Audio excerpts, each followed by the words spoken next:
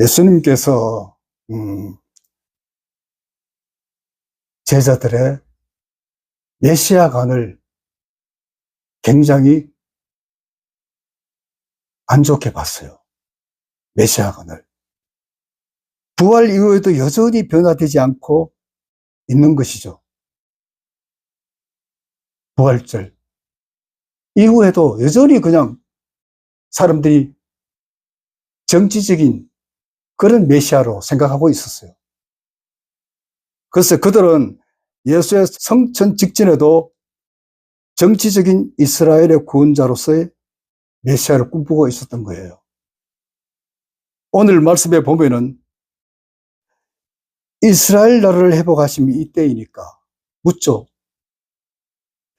유대인들의 메시아 왕국과는 메시아가 오심으로써 유대인이 세계를 지배하는 지상 왕국이 설립되었다 하는 것을 갖다가 이 사람들은 그렇게 믿고 있었어요.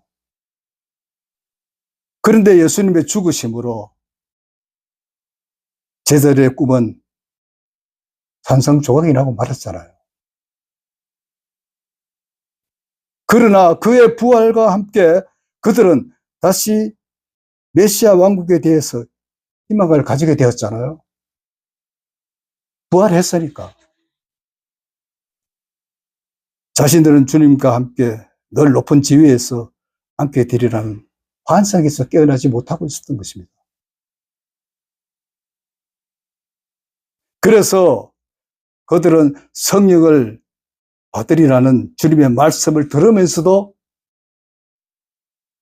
이스라엘 나라를 회복하시면 이때이니까 하고 또 묻잖아요. 또 물어요. 그러니까 이 사람들이 뭘로요?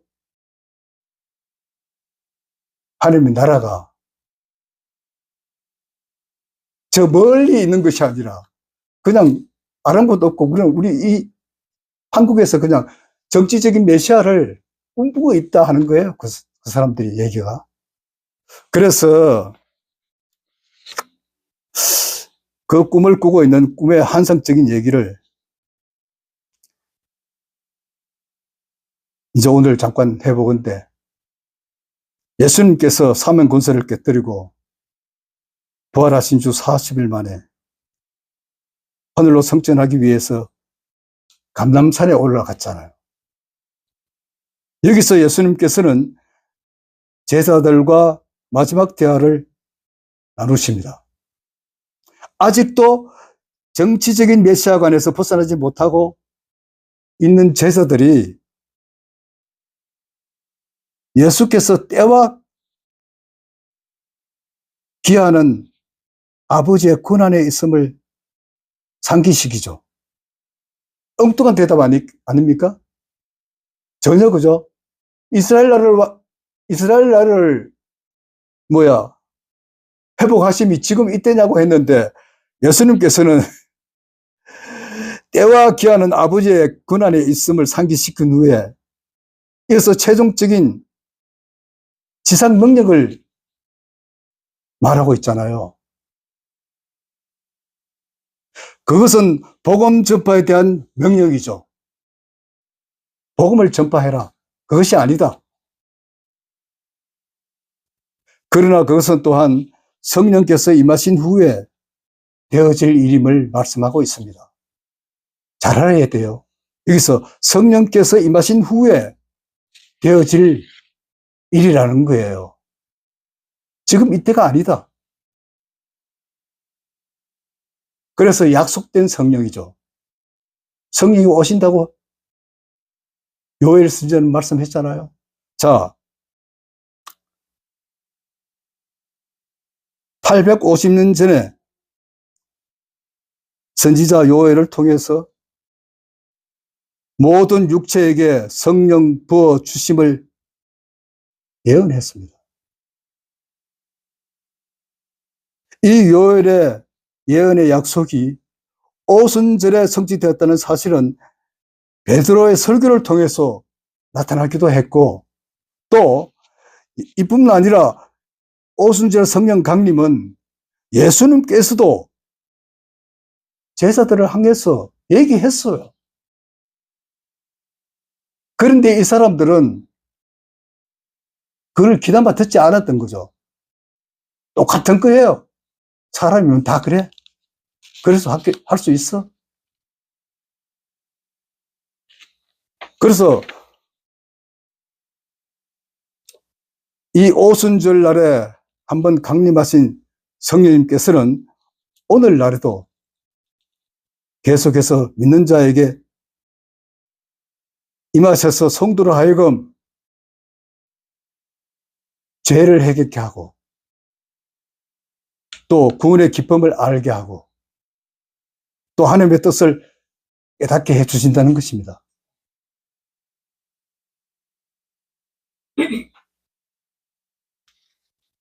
그리해서 하나님의 백성다운 삶을 살게 해주신다는 것입니다. 뿐만 아니라 은사를 나누어 주셔서 교회에 유익을 가져다 줍니다. 은사가 뭘까요? 성령 잘하고 방언 잘하고 뭐 이런 것만 은사 아니에요. 그건 아니에요. 은사는 교회에 유익을 주는 것, 유익을 주는 것. 차량 봉사, 그렇잖아요. 주방 봉사, 안 그래요?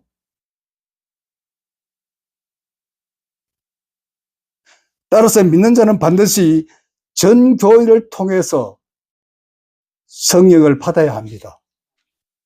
그러기 위해서는 초대 예루살렘 교회 성도들과 같이 마음을 모으고 저저 기도에 힘써야 한다는 것입니다. 또 성령이 임하시면은 너희가 권능을 받고 8절에 나와 있죠. 성령이 임하시면은 가장 먼저 나타나는 것이 특징 중에 하나가 권능이에요. 우리는 제자들을 통해서 그 사실을 알 수가 있어요. 제자들이 어떻게 했습니까? 겁쟁이였어요. 그리고 윤약하기 짝이 없던 제자들이 오순절이 마가의 다락방에서 성령 충만을 받은 이후에 권능 있는 전도자가 되어서 담대하게 복음을 전거했던 사실을 우리가 기억합시다. 연약하고 겁이 많았어요, 이 사람들은.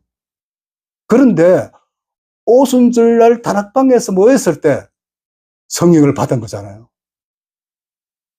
그리고 이 사람들이 가서 그냥 전하자 하고 그냥 막 이 마음에서 그냥 아주 그냥 용수성 친 거예요. 그래서 우리가 자칫 잘못하면은 우리가 복음의 능력 가운데서 이것을 다 놓쳐버릴 수가 있어요. 그런데 이거 놓치면 안 됩니다. 이거 놓치면 우리가 껍데기예요. 성령께서 임하심과 동시에 내려주시는 권능은 오직 복음을 위한 권능이죠. 따라서 성령을 통해서 능력을 덧입은 자의 설교는 또 능력이 있습니다. 비록 유창한 언어와 미사여구를 동원하지 않아도 많은 영혼들에게 감동과 감화를 안겨다 준다는 것입니다.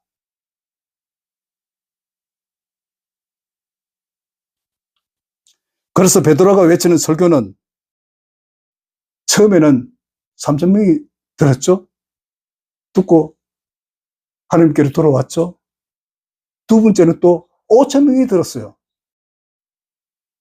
이 사람들도 듣고는 돌아왔습니다. 근데 그 후에 큰 무리가 회개하고 주께로 나오는 역사가 이루어진 것입니다.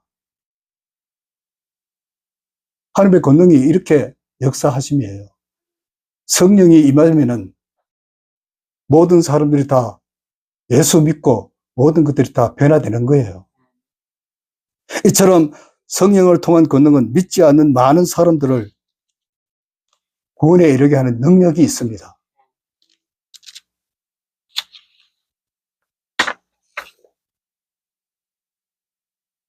하나님을 통한 권능은 또 불의한 자, 여기서는 불의한 자는 믿지 않는 자를 가리키죠. 자들에게는 구원의 은혜를 내릴 뿐 아니라 하나님을 영예롭게 합니다. 또 불의한 자들은 회개하고 돌아서서 하나님 나라로 인도함을 받는 자체가 하나님을 영예롭게 하는 것입니다. 또 그것은 땅에서 하나님 나라가 확장되는 것을 의미하죠. 그만큼 하나님 통치 영역이 확대되는 것을 의미합니다. 따라서 우리가 성령의 권능을 오직 복음에서만 적용해서는 안 된다는 거죠. 한꺼번에 세상을 구원하는 일과 또 바꾸는 일에 이 사실을 깨달아야 합니다. 그렇게 하기 위해서는 우리가 뭐를 해야 됩니까? 주님의 복음을 세상에 널리 전파해야 돼요. 여기 모토에 전파하지 마라, 증거하지 마라 그랬잖아요. 근데 이것은 말씀을 좁은 뜻에서 보면 이사야서 이런 데서 보면 그랬는데 그건 그 뜻 아닌 것 같아요, 저는. 복음을 우선 선포해야 돼요. 널리 퍼뜨려야 돼요. 그래야 사람들이 예수 믿는 일이 일어나잖아요. 그렇게 하기 위해서는 정인된 삶을 살아야 합니다. 오늘 제목이 그렇죠. 정인된 삶을 삽시다. 정인된 삶을 살기 위해서는 내 정인이 되리라 하시니라. 성령께서 임하신 목적은 모든 사람으로 그리스도의 정인이 되리라고 하는 것입니다. 그것은 주님의 마지막 부탁의 말씀이며 하나님의 자녀된 우리 모두의 과제라는 것이에요. 그러기 위해서는 두 가지 전제 조건이 있어요. 두 가지. 정인이란 말 속에 순교의 의미가 포함되어 있습니다. 그래서 정인이란 말, 말투리아, 히브리어로 그래요. 말투리아. 말 속에는 순교의 의미, 마하트. 우리가 마하트 가면 상점을 많이 얘기하잖아요. 근데 마하트가 순교자예요, 순교. 포함되어 있습니다. 이 순교가 가고되지 않는 한 정인은 바른 정인을 할 수가 없습니다. 그래서 초대교회 훌륭한 증거자인 스데반을 비롯해서 베드로, 야고보, 요한, 바울 많은 사람들이 결국 순교로서의 그들의 인생을 마감했음을 우리는 기억해야만 합니다.